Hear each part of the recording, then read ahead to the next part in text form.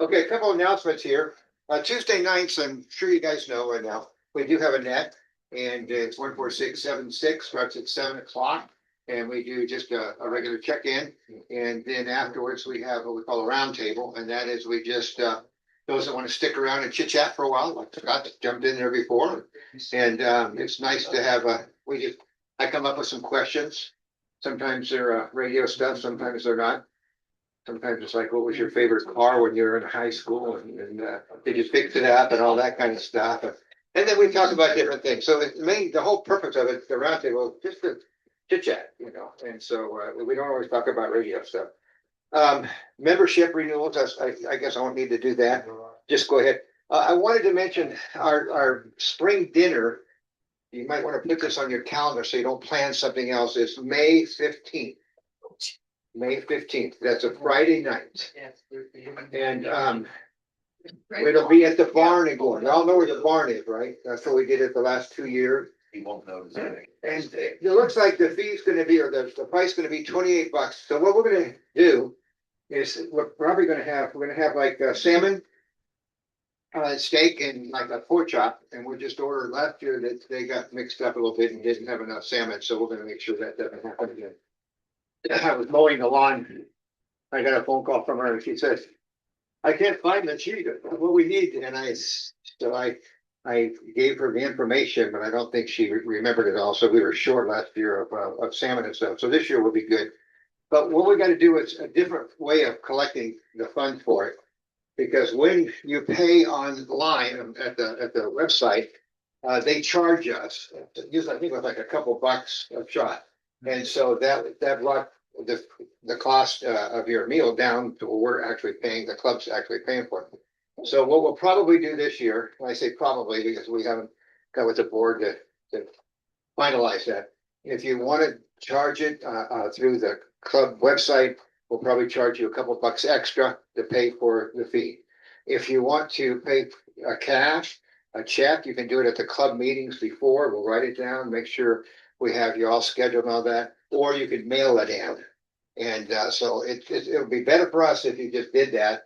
Then we could just have to charge you what we have to pay for the meal, and then probably charge an extra $1 or $2 for tips for the gal. The thing about it is, if they pay it in, we're gonna let us know what they want to eat. No, we're not doing it that way. We're not doing it that No. way. We gave that up a few years ago. It's just too confusing and Okay, so they'll just have all the food there. We Yeah. can just take whatever you want. Yeah. That's it. Okay. And so what it'll help me to know, like, and I'll check it ahead of time, like how many want salmon. So if 10 of you raise your hand, and so I tell him, okay, they 15 or so, and then you change your mind. Well, that doesn't help. So I'll take a list. It won't be a list like I'm guaranteed this. It'll be a list so I can give it to her, and we know that we have what. When we sign up, just say what we're gonna have. Yeah. Okay, we do that. That way there, we're sure, what happens if 20 people in here get there and decide, oh, I'm gonna have steak instead of salmon. And that's what I'm saying. So let me know ahead of time what you want, and I'll give a count to her. But we're doing it more of a buffet style than when we used to do it, where you would say, I want salmon, I want a steak, and all that. That's just the way we're doing it now. It's the airport folks had a problem with that, and we just had problems with it, and she said they don't like to do it that way. It's a lot more complicated. Last year, I think we only had a couple people that didn't get their salmon that they wanted, and that's because they had screwed that up. So I'm curious, how many people would want salmon type of thing, like salmon stuff? I'm just gonna. My wife will. Huh? My wife will. Yeah, okay, so it's okay. And so how many wants like a steak of some sort? Well, that's pretty divided. Okay, how about like a pork chop? Two. Or steak. Maybe it'd be better just to get salmon and steak. Yes. You like steak though? Some people can't eat salmon. Yeah. Yeah, Yes, it's steak. I like pork chop. okay, all right. Hamburger or whatever. So I want a hamburger. we'll swing my McDonald's on. Okay, and I know that everybody doesn't like, it's guys, it's impossible to please everybody. but when we're trying to deal with a business and they're trying to Why don't make it, they wanna do it the way we want it done? okay, we can talk later. It's, I'm just asking. okay, it's harder for them because they have to do the count and all that. And I talked to her today. I wanted to go through and make sure everything was okay, make sure the timing wasn't off and everything. Let's find another place to do business. Yeah, Yeah. they're great. It's a great place and we should, like I said, Yeah. if you, what do you want? You want a steak or you want a salmon? I'm not gonna have any. Okay, because I can almost guarantee you. You get his? I can almost guarantee you, whatever you want, you will get. And like I said, last year we had a couple, and it was their screw up, and they know it and they apologize for it because they lost the count. So I'll make sure that they don't lose it. And One thing that's good about it is just, they just set up a buffet and everybody just picks what they want. yeah, and you just go by and they serve it, and they don't like, if you're like, well, I want steak separated out, Yeah. medium rare, well done. Yeah, I'm gonna pay 20 bucks on one side. Rare, I don't. Last time I looked, my estimate. Yeah. Oh, yeah, that's supposed to be a lot, that's. so and when we did it at the airport, it was an issue too, and I've been doing this for like 4 years now, so it's like they had problems too, so and not everybody was happy with what turned out, so we're just the easiest thing for them and the easiest thing for us. Like I said, last year it was great. I know a couple folks didn't get what they wanted, and that was because of a account mess up, which I won't allow to happen this time. I'll make sure they got it. But so I just put the date down, the 15th of May. That's a Friday night, and that'll be good. Anybody have anything before I turn it over to our speaker here? Okay, tonight we're blessed with Roger, KC6LEW, and he's going to talk about boat anchor radios. So come on up. Okay. Well, I'll just start over here. Okay, you want this? Yeah. Okay. Let's take that with you. All right. So I've always been fascinated with big hunks of metal with lots of switches and knobs and everything like that from being a little kid. And so I started collecting, and I kind of specialized in Hammerland radios. So our receivers, as we should really call them. So I'm going to have kind of a rundown of what happened in and why we call them boat anchors, and some of the receivers that were built by different companies. Like this one here on the table is my oldest one, I think. It's an HQ 120, and it was built between 1938 and 1944. So it's at least 80 years old.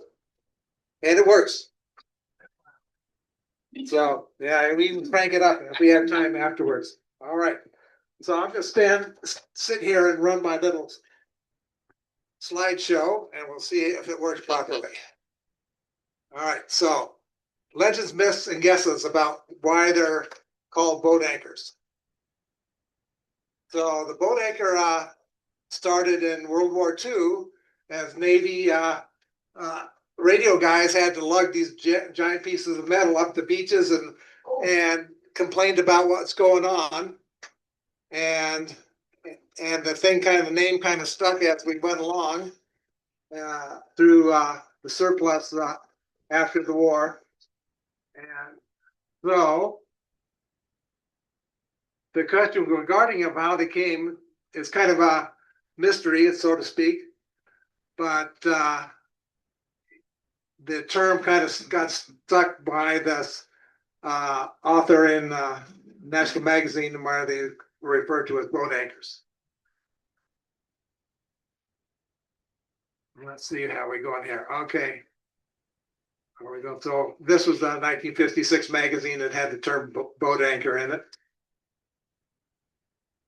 That kind of become a term of endearment to all us older guys. And let's see, here we're going. And the true definition you could say is, if you walk in the door with your new rig without your wife asking, and what are you planning to do with that? It's not really a boat anchor. The true meaning is if you snuck your radio into the house at night on a long weekend. And then it became a boat anchor. So boat anchors glow in the dark and they keep us warm at night. So the era of boat anchors started in 1935 with the Nationals Radio Corporation's HRO. And I had a hard time finding what that HRO actually meant, and I think it was a hell of a rush order. It seems like that's what it stands for. So there's the National Radio, the first HRO that they produced in 1935, and it lasted into 1960s with newer models and other radios like the Drake 4 series and the Collins S series. Like there's the Drake models. I have a couple of those, and there's the Collins setup. So those were the ones that were kind of the last of the tube radios that they were becoming more of a blend between solid state and tubes. So the national history began as a toy company in the 1914s. They started building radio equipment in 1924 with the Browning Drake tuner.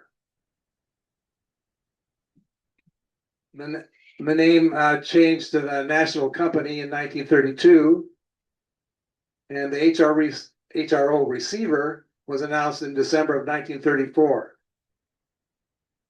The HRO was the most advanced receiver available in 1935.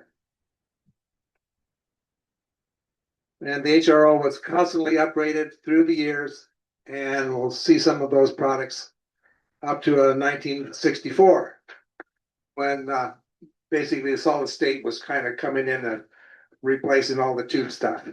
They had a solid state HRO. Yes, right at the end. Yeah. And so they quit making amateur radio equipment in 1970s. So the 1935 HRO looked like this. And it had a unique push these little modules that you were used to change band spreads and different bands that you could pull out and put in all these. They had 4 different ones that you could use and buy. So, and they were kind of known for this tuning dial. PWM. Yes. And so that's what the tuning modules look like. And they cost $167.70 in their first ads. And you think that's not much today, but back then it was very expensive. And you had, the power supply was $15, the speaker was $13, and the socket set was $1.80. And now, if you looked at our modern day dollar, it would be worth $2,900 today. It's probably more since I put this together. And I have a video of that. That's not going to hear that tuning. So, in 1950-52, they had an internal power supply added, illuminated linear slides, and frequency readout. They had an antenna tuner control, an optional crystal calibrator, and that's what the 1950s ones looked like. And that was the inside of it, the top area with this one was nice and clean and up. Let's see, the 60 was their last one they produced. And that ended in 1964. It used 18 tubes, double conversion, about 7 megacycles, and it had current regulator on the oscillators. The coil sets average from 50 kilocycles to 35 megacycles. And of course, that would be kilohertz today. And additionally, the coil set provided band spread on the ham bands. Let's see. They had IF transformers and narrow band pass filters for sharp tuning. They had an excellent crystal filter circuit that cut through the QRM. And let's see, and they sold for $7,745 back in 1964, which would be $5,718 today. So yes, ham stuff was very expensive back then in those days. Let's see here. Okay, so this is the latest ones, and here's one stuck in a ham shack.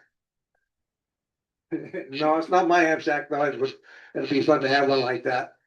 So that's big box down to the left of the microphone is a kilowatt linear transmitter.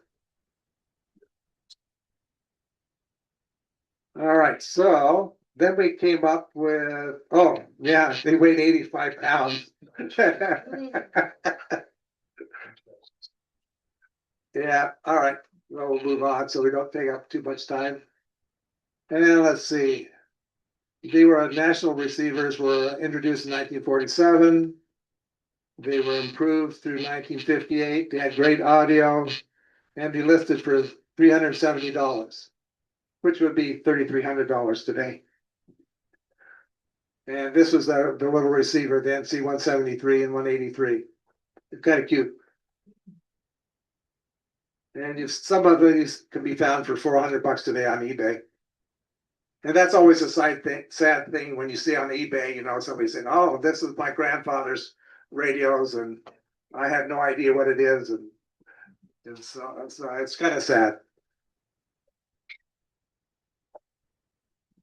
So Hammerland, that's what I've been collecting, and they started in 1910 by Oscar Hammerland and his son Lloyd.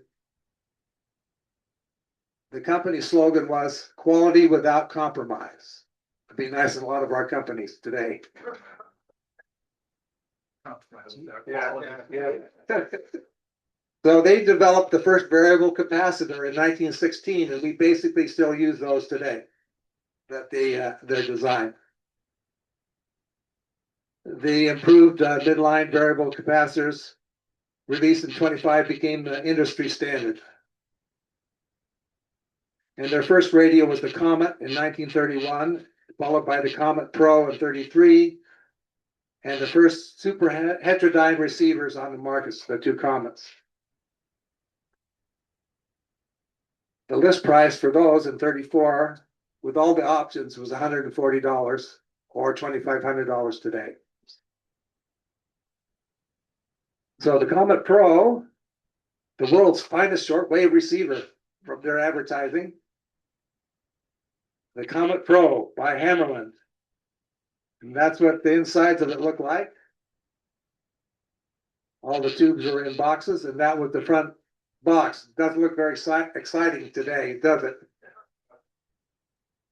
But it was one of the first.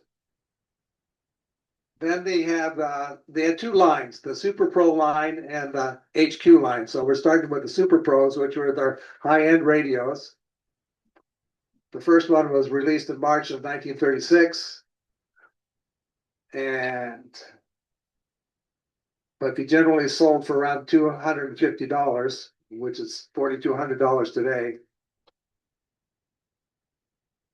The features included high precision, low loss shielded RF tuning units, 4-gang tuning condenser, and 12-gang band spread condensers. They had Faraday shielding between the antenna and the input coils. They had a 90% span from 80, 40, and 20 meters. They used a variable tuning 465 kilocycle IF transformers, which is pretty close to what we use today. The audio fidelity, they were really known for their audio fidelity.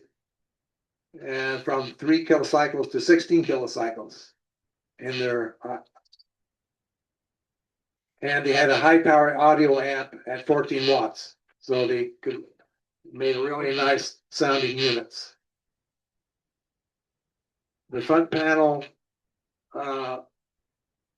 BFO tune and control center. So the models of that Super Pros were the Super Pro 10 in 1936, listed for $400. The Super Pro 100, 1937 to 39, they went for another $400. One. The Super Pro 200, 1939 to 45, they went up to $330. The Super Pro 400, 46 to 48, listed for $340. And the Super Pro 600, 48 to 72, listed for $985. Holy cow. So they'd be like 9,700 today. And I have the last four, about 100, 200, 400, and 600. So the Super Pro 10 looked like that. Tomorrow's receiver today. And that's a nice clean looking front, must have been restored model. And there was a radio room in the early 40s, 30s and 40s.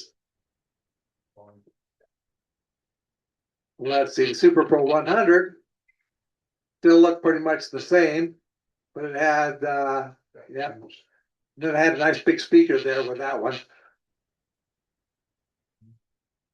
And nice big knobs and band spreads.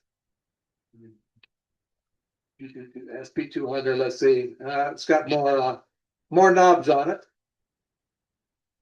And here's a military radio operator with his typewriter to the left and his key to the right. I remember a story I read where a kid was joined the military and he's going through radio school and he said, "I'm left-handed." And his operator said, "Well, there's absolutely no left-handed radio setups in the whole military. You're just going to have to learn how to do it with your left hand." And so, of course, I don't have a good sound for it. They got some video in here, but they're good radios. And the Super 400 was more improved. This is one of the ones where Hammerlin decided to go to these little tiny knobs and to work with it. So if you see one today, you'll see that mostly around the knobs, the paint's all been rubbed off from people using it. So a lot of people would take out the tuning, those two little tuning knobs in the center there at the bottom and put the great big knobs on them so they have better grip. But I have one just like that with all the original knobs. And that Super Bowl 600 was the last one they used, and the military liked those. They went back to the big knobs. And the handles to carry it. And a lot of handles to carry them, yes. I have one like that. It's, in fact, it's fun. Hammerland, when they were building lots, they would serial number them by whoever they were going to. And so the one I have was actually owned by the CIA at one point. Let's see where we're going there. This is the shortwave girl. If you ever look her up, it's kind of fun to watch her talk about how good the Hammerland 600 is. So then we go to the HQ line. This was more of their commercial line with didn't cost as much. And that's basically, you see that the one I have right there on live. So they started with HQ 120, 38 to 44. That listed for $120. or $2,000 today. On eBay, 400 if you can find one. Is that the one you have here? Yes, that's the one I had there. This was the first rig aimed at the amateur market.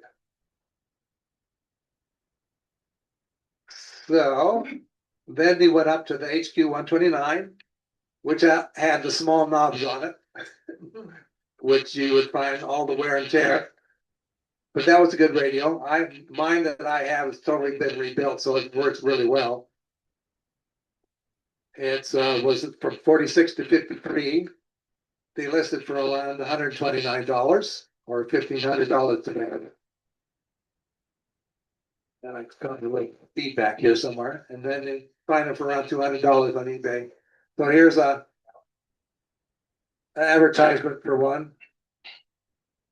Just says how good and great it was. Trade-in is acceptable. Free Allied latest catalog. And it was selling for $173. They listed it.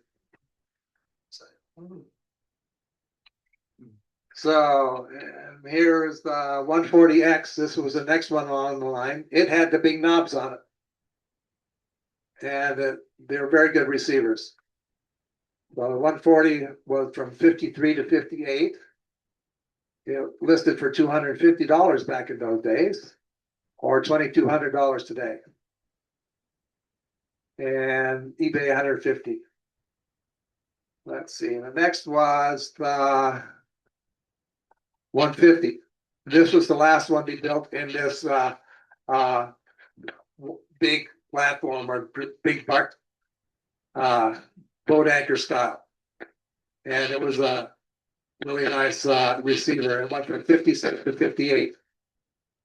Listed for $300 and $3,600 today. Now $200 on eBay. So that was the last descendant of the HQ 120. And they went to a whole different smaller module after that. But I like the big boxes with the big knobs. All right, so what do I have left here? Oh, there's what they started with, the smaller form factor, and they went up several different models. The 100, and then this was the first rig of the smaller footprint. And they went up to the HQ 180, I think. So these are different models of the smaller footprints. Yeah, let's see, we got some more here. The 160 model, that's almost the last of the line. The last one was, they only have 170. And let's see, what do we have? And the 180, I think that was the last one they ever produced. And it went to 1972. So it got basically taken over. Yeah, that's a Swarm radio. the cat taking a nap on a rock. Nice warm place. Yes. And that's end for now. So I had another part two, which had that covered Collins radios, and I had to find that. It got lost again, but the big Collins and ended up being like something like today's value, like something like $25,000. Yeah, if you had the same radio built today. So anyway, so that's my quick presentation. Thanks. Have any good questions? And if anybody wants to dial the knobs, I can plug it in and turn it on and see if we can find a radio station to listen to. Roger, you kept saying the receivers, did they transmit too? I mean. No, they were strictly receivers. So you had to have a standalone transmitter You beside probably it. built that anyway. Right? You probably built that anyway. Yeah, sometimes you built those. So yeah. These were hard. So why did in 1936, it said that Faraday shielding in there? Transmit. Yes. Why did they need that in 1936? Well, they're trying to cut down interference from the tubes themselves. Yeah, so I saw a lot of those with cans over the tops of them, those were the Faraday shielding. That's all you can do. So any other questions? And did you, They're pretty did you simple. have to rework that quite a bit when you got it? No, I got this one, it's pretty good operating, so I just left it alone. Okay. The 129 I have is completely rebuilt. Did you do that or No, I bought it that way. bought it that way? Yeah. I have plans to restore. I got my father-in-law has a Super Pro 100 that's got a bad capacitor or resistor in it somewhere. We're gonna go through that and clean it up and get it running again. If you wanna stick around, he'll turn it on for you. Come on up and look at it. Yeah. So anyway, that's it for today. I'll try and get my part 2 together and we'll have another session. All right. Thank you. Thank you. Appreciate it. Thank you. Yeah, he'll stick around. And if you guys wanna listen to it, he'll turn it on for you.